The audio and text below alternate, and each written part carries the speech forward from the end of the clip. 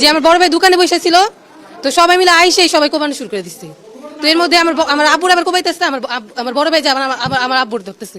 এর মধ্যে আমার ভাইয়ের ঘাড় পাশে কোপ দিচ্ছে, দেওয়ার পরে আমার ভাইয়ের ঘাড় রক ছিঁড়ে গেছে। রক পুরো এদিকে পুরো ফাইরা ফেলাইছে, এদিকে যত রক ছিল সব ফাইরা ফেলাইছে। ঘাড় পুরো আমার আলাদাই করে লিখছে এক কথায়। এখন মৃত্যুর বদলে মৃত্যু চাই, ফাঁসি চাই, প্রত্যেকটা লোকের ফাঁসি চাই। যারা আমার ভাইরে মারছে, যারা আমার ভাইরে খুন করছে, আমরা ফাঁসি চাই প্রত্যেকটা লোকের। এখানে কোনো কিছু হইল না। আজকে আমার ভাই আমার আব্বু সবাই মিলে আমরা বসে গল্প করতেছি দোকানের সামনে। এর মধ্যে এক লোক আমার সামনে এসে দাঁড়াইছে, আর সবটি পিছু থেকে আইসে এগুলি কোমানো শুরু করেছে। আমার বাবার মুদির দোকান, ভাই মুদির দোকান করতো সারাদিন। হ্যাঁ, ভাই বিদেশ থেকে আসছে, তো সারাদিন ওই বিদেশে যে অবস্থা ছিল, সারাদিন ঘুমাইতো। রাজীবে উনি মেন ছিল, মেন কুবাইছি। ওনার পরিচিত তেমন আমি কিছু জানি না, খালি ওনার আমি চিনি। আমাদের এলাকা আগে ভাড়া থাকতো। আরেকজন ছিল রুবেল নাম, বাকি কারা ছিল ওদের নাম জানি।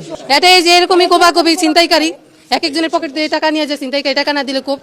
আর আমার ভাই তো খুবই ভালো, এলাকা আপনি গেলে বুঝতে পারবেন, আপনারা জিজ্ঞেস করবেন, সবাই খোঁজ খবর নেন।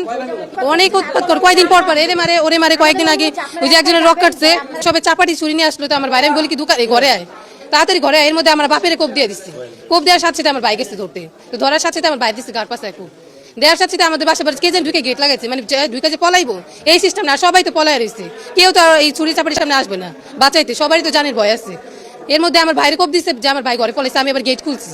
এই অবস্থা দেখে আমি আবার গেট খুলে আমার বাড়ি ঢুকে এসেই যে আমি ওখানে গেছি, আর ওইখান থেকে আমার বাপের কোপ আমি শেষ। এই ভিডিওতে যথেষ্ট শেয়ার চাই আমার কলিজার ভাই ও বোনেরা।